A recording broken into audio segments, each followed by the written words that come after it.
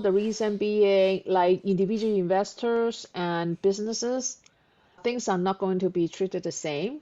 So for business, pretty much everything, like all your expenses are deductible, right? And also businesses, they need financial report, balance sheet, like income statements. While individual taxpayers, they don't need to have that kind of stuff.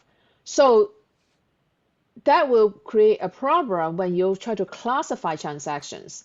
Then you will have to know whether the user is an individual person or a business because they are very different, right? The classification itself alone is already very different. And then also, then the software also will need to be able to generate a lot more different kind of reports. Um, and it will just make it so complicated and it will drive up the cost so much. I mean, at this point, many software, especially on the accounting side, is already very expensive.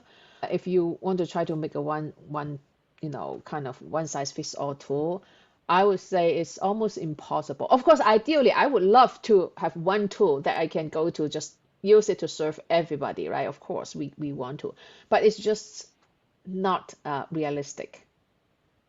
Yeah, yeah, I understand.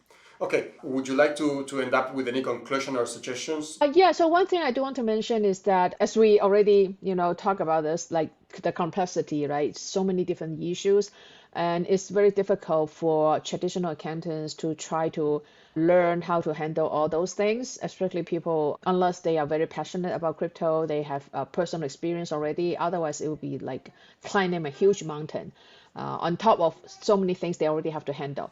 So I would recommend that if you are an accountant, consider maybe partnering with a crypto tax firm like us, so that you can send your clients to those specialists and have them handle the crypto part.